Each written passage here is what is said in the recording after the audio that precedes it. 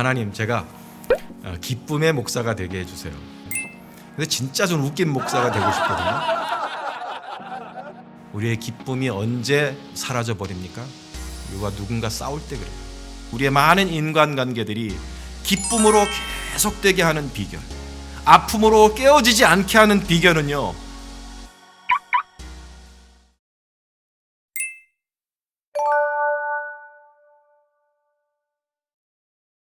그러므로 나의 사랑하고 사모하는 형제들, 나의 기쁨이요 면류관인 사랑하는 자들아, 이와 같이 주 안에 서라.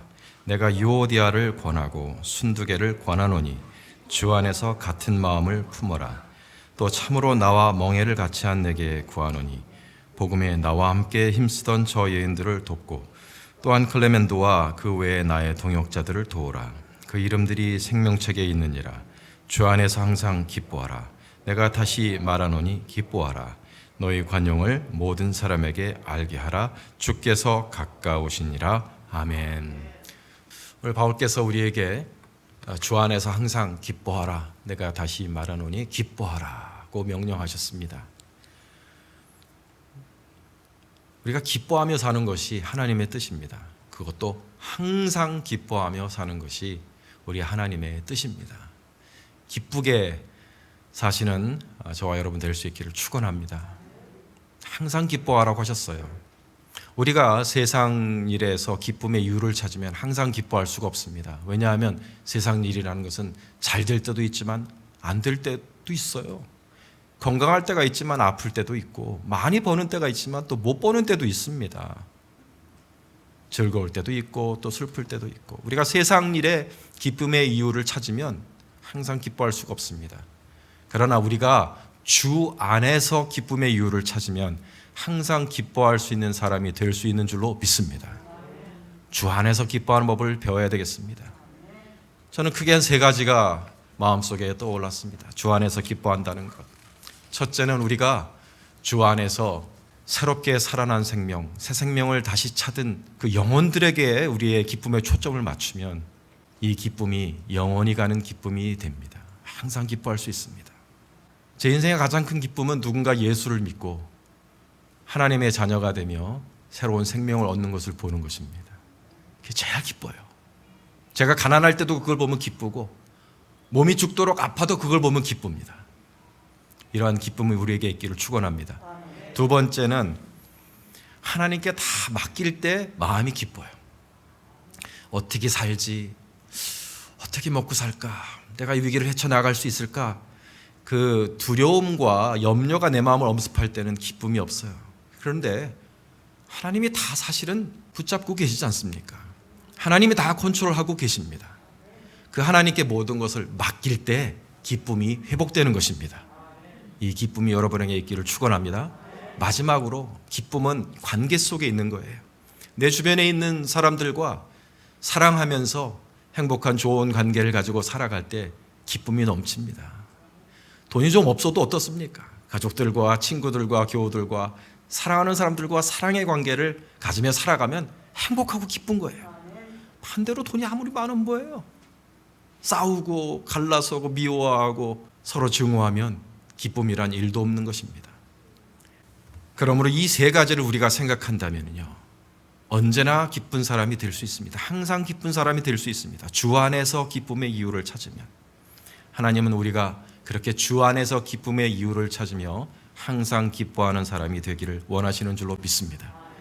올 한 해 제 특별한 기도가 있습니다. 저 자신을 위한 기도가, 하나님, 제가 기쁨의 목사가 되게 해주세요. 특별히 유머가 많은 목사가 되게 해주세요 라고 하는 기도를 드리고 있습니다. 제 유머가 참 이렇게 레임 개그라 그러나요? 아재 개그, 이렇게 약간 근데 진짜 좀 웃긴 목사가 되고 싶거든요. 그래서 기쁨이 있는 목사가 되고 싶습니다. 오늘 설교를 통해서 여러분, 우리가 기쁨의 비결, 우리가 삶의 기쁨을 유지하고 회복할 수 있는 비결을 하나 배워갈 수 있는 이 시간이 되기를 원합니다. 여러분, 우리의 기쁨을 방해하고 우리의 기쁨을 앗아가는 것이 여러 가지가 있겠지만 아마 이게 제일 큰 것 같아요. 우리의 기쁨이 언제 사라져 버립니까? 우리와 누군가 싸울 때 그래요. 갈등이 있을 때. 한때 사랑했던 사람들과 결별하거나 다투고 멀어질 때 그것만큼 슬픈 게 없어요. 기쁨이 순식간에 사라집니다. 기쁨을 주는 것이 사람에게 나오는 기쁨이 크죠, 여러분. 그렇죠? 배우자, 자식, 친구, 동료, 교우들. 사람하고 사랑하면서 친하게 잘 지내면 그만큼 큰 기쁨도 없어요. 그러나 그런 만큼 그 사랑했던 이들과 한때 친했던 이들과 갈라지고 다투어 등을 지면 그것만큼 괴로운 것도 없어요. 삶의 기쁨이 하나도 없어집니다. 오늘 빌립보 교회에게 바울께서 너희는 항상 기뻐하라 기뻐하라 말씀하시기 전에 두 여인의 이야기를 먼저 꺼내셨습니다. 그것은 바로 유오디아와 순두계라는 여인의 이야기입니다. 내가 유오디아를 권하고 순두계를 권하노니 주 안에서 같은 마음을 품으라.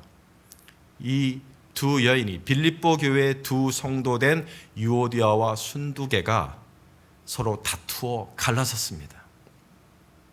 그런데 이 사람들이 보통 사람이 아니었던 거예요. 그저 교회에 한두 번 나왔던 사람도 아니고 세상 사람도 아니라 소위 말하는 뭐예요? 기둥과도 같은 신앙인들이었어요, 이 교회에. 전설에 의하면 아마 거의 확실한 것 같은데 사도 바울께서 빌립보 교회를 개척하러 가실 때 회당을 찾지 못하여서 강가로 기도하러 나가셨는데 거기에 기도하러 나온 여인들에게 전도하여서 빌립보 교회가 시작이 되었죠. 그 중에 한 사람 우리가 다 알고 있어요. 누구죠? 자주장사 루디아. 그런데 루디아 혼자만 있었던 것이 아니라 루디아와 함께 기도하고 있던 여인이 바로 유오디아와 순두계입니다. 순두부가 아닙니다. 그러면 이분들이 소위 말하는 개척 멤버에다가 3절을 보면은요. 3절을 보면 사도 바울께서 이 두 여인을 뭐라고 말하시냐면 그들은 복음에 나와 함께 힘쓰던 저 여인들이라 그랬어요. 복음에 함께 힘쓰던 여인들이란 사도 바울의 선교사에게 동참하고 많은 후원을 했던 그런 사람들을 말합니다. 그러니까 교회 안에서도 중직에 있던 분들이고 보통 분들이 아닌 거죠. 근데 그런 분들이 심하게 다투어 갈라섰어요. 사도 바울이 이 머나먼 로마 감옥에 있어서도 알 정도였고 염려해야만 하는 그런 수준의 갈등이었던 거죠. 그럼 어떻게 됐겠습니까? 지금 이 교회 분위기가 어떻겠어요? 당사자뿐 아니라 이 온 교회가 주변이 답답하고 우울하고 기쁨이 사라진 교회가 됐을 겁니다. 바울께서 이 두 여신들에 대한 특별한 애정의 마음이 있으셨습니다. 그래서 이 서신서를 받는 누군가에게 이 여인들을 도우라고 말씀하십니다. 나와 멍에를 같이 한 내게 구하노니 이 여인들을 도우라. 이 두 여인이 화해하도록 도우라 라고 말씀하십니다. 누구인지는 알 수가 없어요. 바울과 같은 동역자였다가 지금은 빌립보 교회에서 목회를 하고 있는 그 누군가일 수도 있고 또는 이 빌립보서를 로마 감옥에서 빌립보 교회로 전달을 했던 에바브로 디도일 수도 있습니다. 문제가 무엇이었는지, 이 두 여인이 무엇을 가지고 싸웠는지, 그 원인이 무엇인지, 누가 잘못한 것인지 알 길은 없습니다. 그러나 사도 바울께서 권면하시기를 너희는 주 안에서 같은 마음을 품으라, 이렇게 둘 모두에게 같은 마음을 품으라고 권면하신 것을 보면 둘 다 옳은 경우라 할 수 있어요. 이 경우. 사람이 다투고 싸우는 것을 보면은요, 일방적으로 한쪽이 옳고 한쪽이 그를 때 다툼이 일어나는 게 아니에요. 다툼과 싸움이라는 것은 양쪽이 다 옳을 때 일어납니다. 내가 옳고 너는 틀렸다. 서로가 그렇게 생각하는 거죠. 이쪽에서는 내가 옳고 네가 틀렸다. 이쪽에서는 내가 옳고 네가 틀렸다. 서로가 옳다고 생각할 때 일어나는 것이 다툼입니다. 결별은 그럴 때 일어나는 거예요. 자기가 옳다는 것을 끝까지 내려놓지 않을 때. 모든 인간관계를 옳고 그름의 문제로 바라보면 갈라서는 겁니다. 제가 드라마를 보면서 가끔 깜짝깜짝 놀랄 때가 있어요. 최근에 제가 어떤 드라마를 보는데 이런 대사가 있더라고요. 제가 그냥 그대로 읽어드릴게요. 사람의 관계는요, 옳고 그름의 문제가 아니라 받아줘야 하는 문제예요. 옳고 그름의 분별의 문제로 가면 모든 관계가 깨어지게 되어 있어요. 갈라설 거라면 분별하세요. 옳고 그른 것을. 그러나 함께 살 거라면 받아주세요. 이런 대사가 드라마에서 나오더라고요. 야, 이거 기가 막히다 제가 생각했습니다. 우리가 갈라지고 기쁨을 잃게 되는 원인은요, 옳고 그름을 제대로 따지지 못해서가 아니에요. 대부분의 경우는 받아주지 않아서 그렇습니다.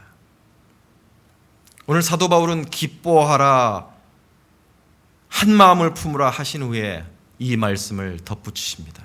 그것이 오늘 설교의 주제 구절입니다. 너희 관용을 모든 사람에게 알게 하라. 설교의 제목이죠. 너희 관용을 모든 사람에게 알게 하라. Let your gentleness be evident to all. Let your gentleness be evident to all. 관용을 알게 하라. 아마도 이 말씀이 지금 싸우고 있는 유오디아와 순두계에 대한 권면이면서 동시에 다툼과 갈등으로 괴로워하고 있는 수많은 크리스찬들에게 다시 기쁨을 회복할 수 있는 지혜가 여기 있다고 말씀하시는 것처럼 보입니다.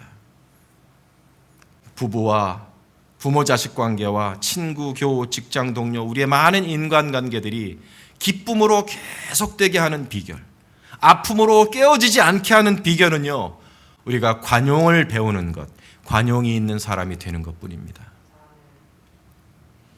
관용을 갖지 못한 사람의 인간관계는 잘 깨어집니다. 왜냐하면 옳고 그름을 분별하는 데 집착을 하기 때문이에요.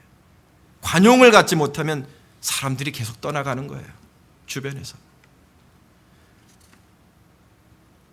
제 모든 시리즈 설교 중에 가장 인기 있던 설교였던 사랑에 실패하는 이유. 지금 여러분 기억하십니까? 우리가 사랑에 실패하는 이유가 뭐라고요? 내가 사랑하는 법을 알기 때문에 실패한다고 내가 그렇게 그것이 설교의 주제였잖아요. 내가 사랑하는 법을 안다고 생각하기 때문에 사랑에 실패하는 거예요. 우리가 인간관계도 마찬가지입니다.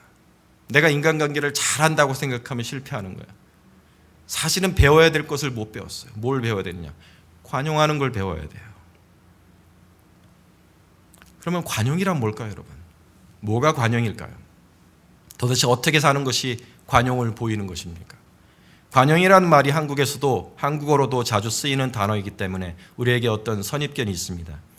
한국말로 관용이라는 것은 나와 생각이 조금 달라도 인정해 주는 거예요. 나한테 조금 잘못해도 봐주는 거고 너그럽게 이해해 주는 것, 마음이 큰 사람이 되는 것, 그것을 관용이라고 생각합니다. 한국어로는. 영어로는 마음이 크다는 것보다는 gentle하다는 거, 이렇게 부드럽다는 것을 강조하죠. gentleness, gentle spirit, graciousness, moderation, 이런 말로 영어 성경들의 관용이란 말이 나옵니다. 그러나 성경이 말하는 관용은요, 우리 한국 사람이 알고 있는 관용 또는 미국 사람이 생각하는 gentleness하고 약간 뜻이 달라요. 아주 다채롭습니다. 3중의 의미를 가지고 있어요. threefold meaning이 있습니다. 이 성경이 말하는 관용을 헬라어로 에피에이케스라고 합니다. 에피에이케스.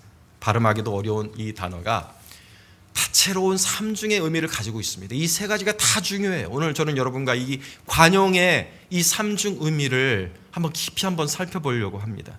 첫째로 관용한다는 것은요, 화를 급하게 내지 않는 것을 말합니다. 성경에서. 화를 급하게 내지 않는 거예요. 그것밖에 못하면 바로 이렇게 욱 하고 나오는 거를 이렇게 이렇게 화를 급하게 내지 않는 것, 그게 관용이에요. 에피에이케스. 이게요, 우리가 생각하는 관용이라는 그 단어의 뉘앙스하고 많이 다르죠.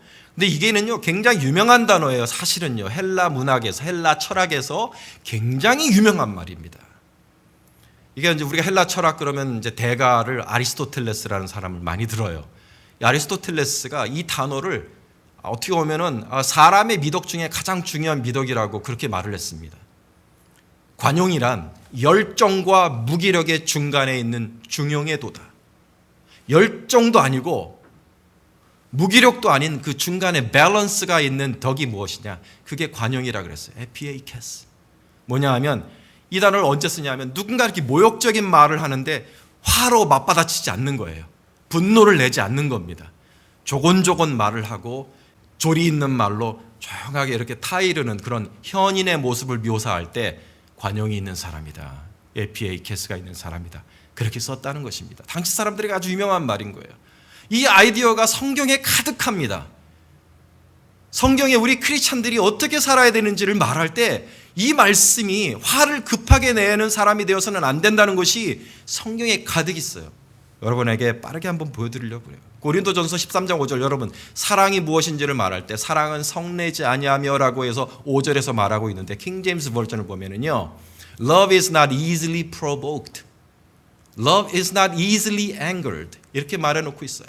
사랑은 급하게 성내지 않는 거예요. 우리가 평생 성을 안 내는 사람이 될 수는 없죠. 그러나 성을 급하게 내는 것은 사랑이 아닙니다. 야고보서는요, 사람마다 듣기는 속히 하고 말하기는 더디하며 성내기도 더디하라 하였죠. 전도서에는 급한 마음으로 노를 바라지 말라. 노는 우매한 자들의 품에 머무름이니라. 어리석은 자는 자기의 노를 다 드러내어도 지혜로운 자는 그것을 억제하느니라. 화를 잘 내는 사람을 어리석은 사람이라 그랬어. 노하기를 더디하는 것은 사람의 슬기요 허물을 용서하는 것이 자기의 영광이니라. 노하기를 더디하는 자는 용사보다 낫고 자기의 마음을 다스리는 자는 성을 빼앗는 자보다 나으니라 하셨습니다. 급하게 화를 내지 마세요. 화가 나는 대로 화를 표출하면 안 됩니다. 화가 나는 대로 독한 말을 막 해놓고 나서 우리가 이렇게 얘기하는 사람 많아요. 나는 말은 막 하는데 뒤끝은 없어. 나는 솔직담백해서 할 말은 바로바로 해야 돼. 솔직담백한 거래요. 화를 막 내는 게. 나는 화를 좀 불같이 내기는 하지만 바로 가서 내가 잘못했다고 빌어 사과 잘해. 나는 쿨해. 자기를 포장해요. 정당화시킵니다. 나는 쿨하다. 나는 솔직담백하다. 나는 뒤끝이 없다. 아니요. 성경은 어리석다고 말합니다. 성경은 그런 사람을 뒤끝 없고 솔직한 사람이라고 말하지 않아요. 어리석은 사람이라고 말해요. 왜냐? 화를 급하게 내면 인간관계가 다 깨어져요. 관계를 허물어버린 사람이기 때문에 어리석은 사람이 되는 겁니다. 우리 시대는 이상한 풍조가 있어요. 참는 자는 어리석은 자다. 참는 자, 분을 쉽게 내지 않는 자는 미련하다고 말하는 세상 풍조가 있어. 왜 당해? 확 치고 받아. 그냥 들이받아. 아니에요. 이 세상 풍조가 그런데요. 그건 성경의 풍조가 아니에요. 성경은 그런 사람을 슬기로운 사람이라고 말합니다. 용사보다 낫다고 말합니다. 지혜로운 사람이라고 말합니다. 왜냐하면 그렇게 관용할 줄 아는 사람은 깨는 사람이 아니라 지키는 사람이기 때문입니다. 그런 사람은 인간관계를 지키는 거예요. 그래서 지혜로운 사람입니다.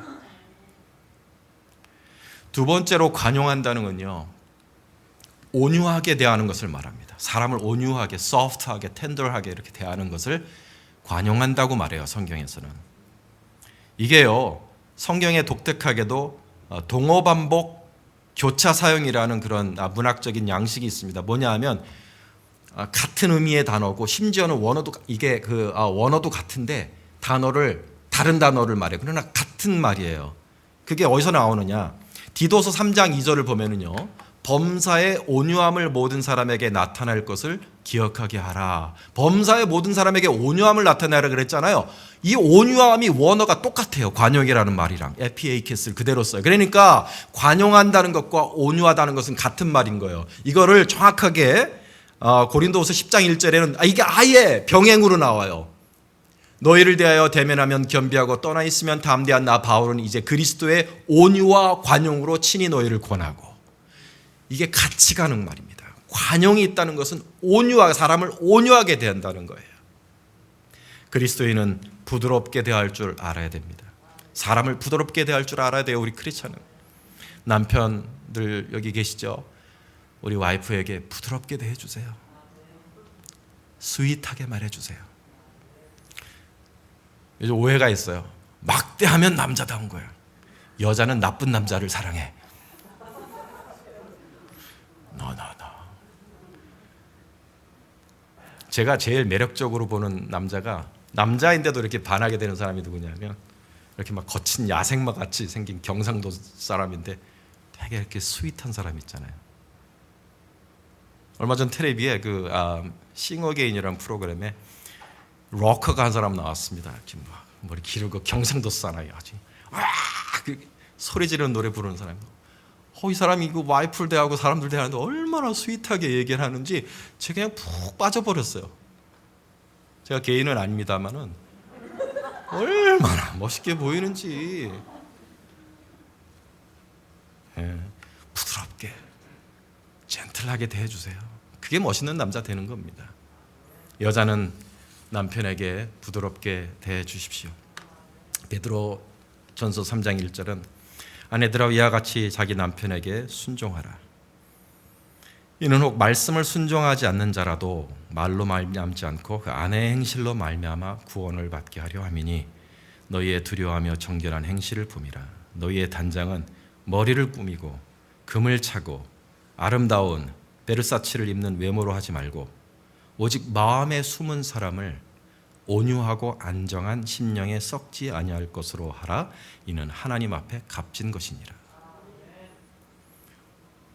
여자가 예쁘면 3년이 행복하다. 그러나 여자가 요리를 잘하면 평생이 행복하다는 얘기가 있습니다. 거짓말입니다. 스윗한 여자를 만나야 평생 행복합니다. 아무리 예쁘고 요리를 잘하면 뭐합니까? 사납게 굴면 막 사납게 막 긁었다가 미안하니까 요리를 힘껏 맛있게 차려서 줬어. 그러면 뭐야 이거 구박, 이게 뭐야, 병 주고 약 주는 거야? 그걸 또 맛있게 주워 먹는 내가 또 못나 보이고.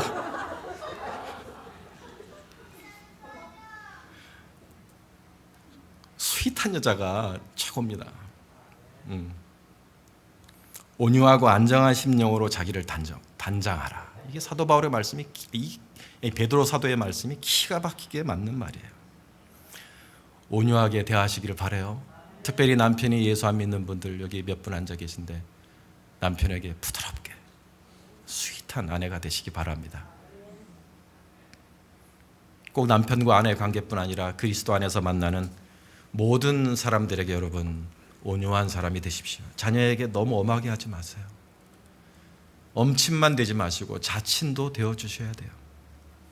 친구와 동료에게도 스윗하게 온유하게 관용을 이루시는 여러분들 될 수 있기를 주님의 이름으로 축원합니다. 마지막으로 관용한다는 것은요, 내 앞에 있는 사람의 부족함을 용납하는 것, 품어주는 것을 말합니다.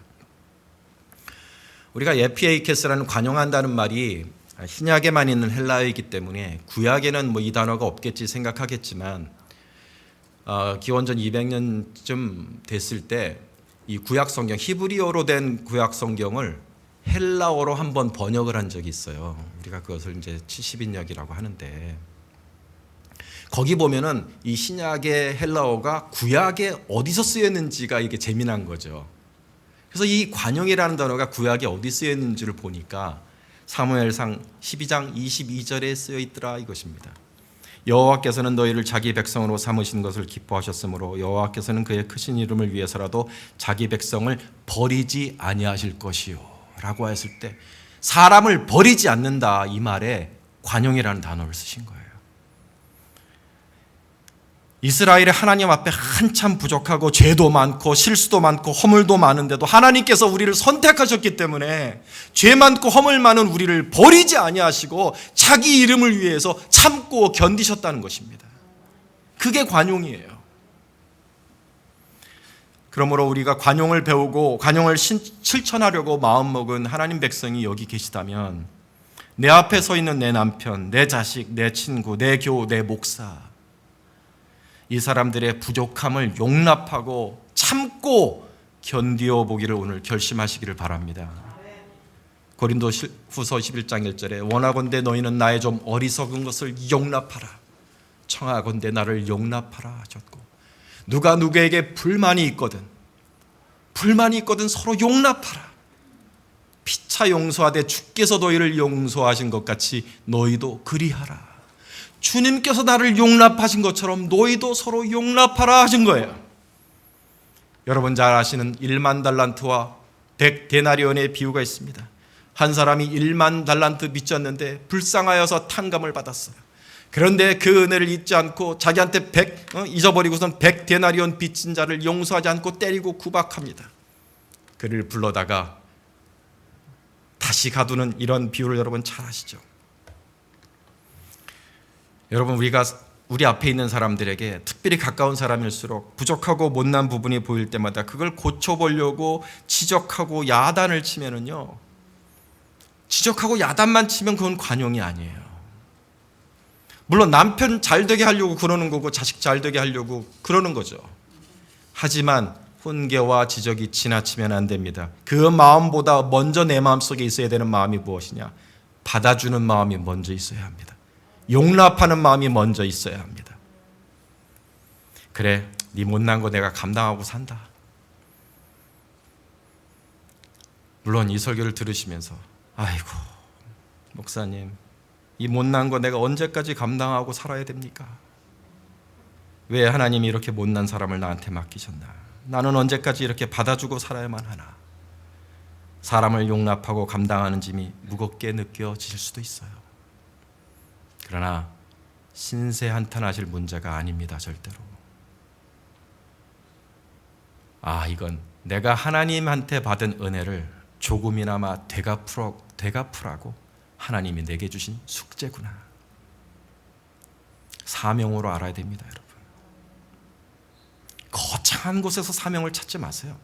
막 선교지 나가고 막 거창한 데서 사명을 찾지 말고, 우리의 신자된 사명이 사실은요, 하나님 나를 용납하신 것처럼 나도 누군가를 용납하는 게 내 사명입니다.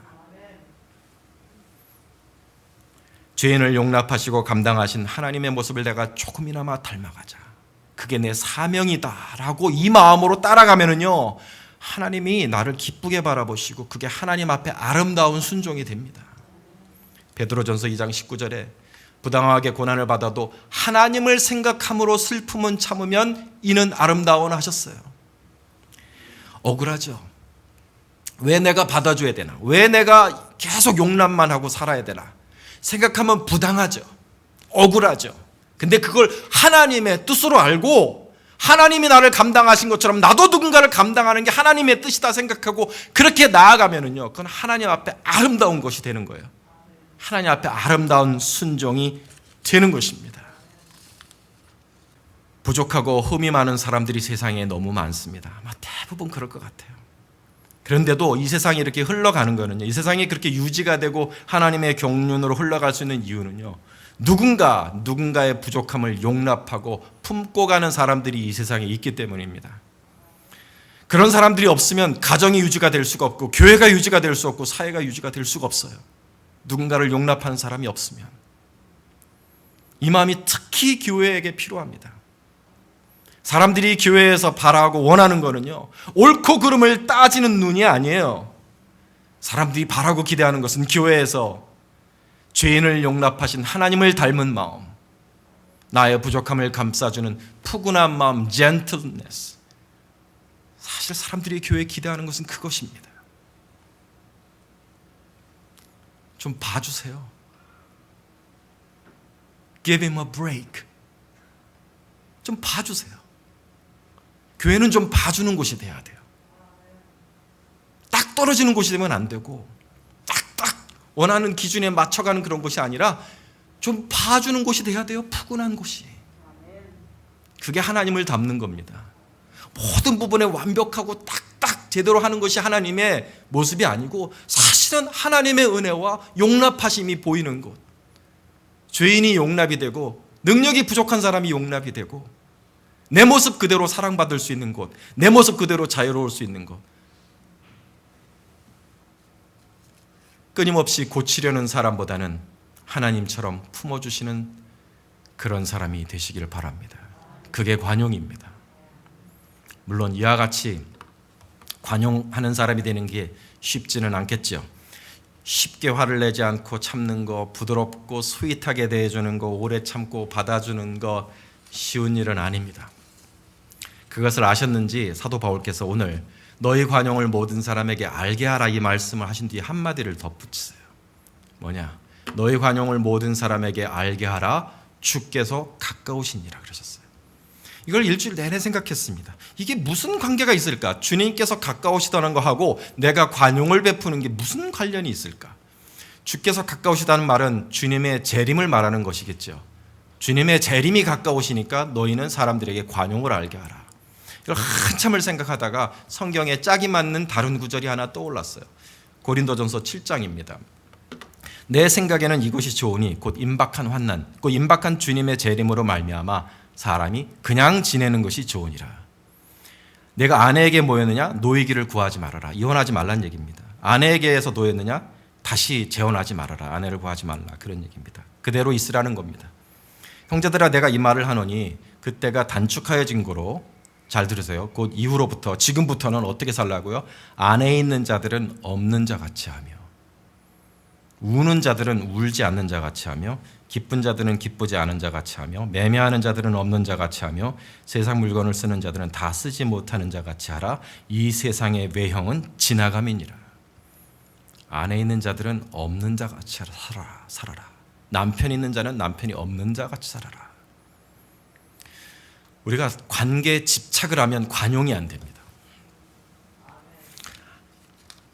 좀 아내다운 아내가 돼야지, 그렇게 생각하면은요, 관용이 안 돼요. 좀 남편다운 남편이 돼야지, 내가 가진 관계에 집착을 하면은요, 기대가 생기지 관용이 안 됩니다. 자식다운 자식이 돼야 되지, 그거 생각하면은요, 용납이 안 돼요. 지금 가진 인간관계에 집착을 하면 기대가 생기고, 기대는요, 정죄로 변하기 쉽습니다. 기대가 크니까 용납이 안 되고 화가 나는 거예요. 그런데 기대를 버리면 마음이 비워지고, 마음이 비워지면 용납이 됩니다. 오늘 우리 주님이 말씀하신 게 그거예요. 다 지나간다 이거예요. 이제 곧 너희는 이 결혼이 그냥 지나가고 이제 주 안에 형제 자매로 되어진다. 친구와 자매로 돌아간다. 그래서 결혼이 끝나서 싱글이 된 것처럼 살아라. 아내가 있는 사람은 없는 사람처럼 행동하고, 남편이 있는 사람은 없는 사람처럼 행동하라. 이 사람은, 그러니까 뭐예요? 이 사람은 내 남편이 아니라 주 안에 내 자매고 주 안에 내 친구다. 그렇게 바라보라는 겁니다. 그러면 기대를 할 필요가 없잖아요. 내 와이프가 아닌데 뭘 기대를 해요? 내 남편이 아닌데, 더 이상 내 남편이 아닌데 뭘 기대해요? 기대를 안 하면 마음이 비워지고, 마음이 비워지면요, 진짜 용납하기 너무 쉽습니다. 오해하지 마세요, 여러분. 목사님이 오늘 조론하라고 그랬다. 목사님이 결혼 종말 파탄 무임이란다. 부부관계를 끝내란다. 아니, 그게 아니죠. 오늘 말씀은 그게 아니에요. 그대로 있으라 그랬잖아요. 남편이 옆에 있지만 제발 남편 노릇 좀 잘하라는 마음을 비우라는 겁니다. 아내가 옆에 있지만 제발 와이프 노릇 좀 잘하라는 그 마음을 비우라는 거예요. 나한테 좀 잘하라는 집착을 버리라는 겁니다. 그러면 용납이 돼요. 용납이 돼요. 받아들여져요. 그냥 있는 모습 그대로 사랑하기 쉬워요. 하나님께서 우리의 죄 문제를 해결하시기 위해 이 땅에 내려오셨을 때 자기를 비우시고 내려오셨어요. 그는 근본 하나님의 본체시나 하나님과 동등됨을 취할 것으로 여기지 아니하시고 오히려 자기를 비워 종의 형체를 가지사 사람들과 같이 되셨고, 사람의 모양으로 나타나사 자기를 낮추시고 죽기까지 복종하셨느니라 하셨습니다. 주님이 이 땅에 내려오시기 전에 자기를 먼저 비우셨어요. 무슨 소리냐? 기대를 버렸어요.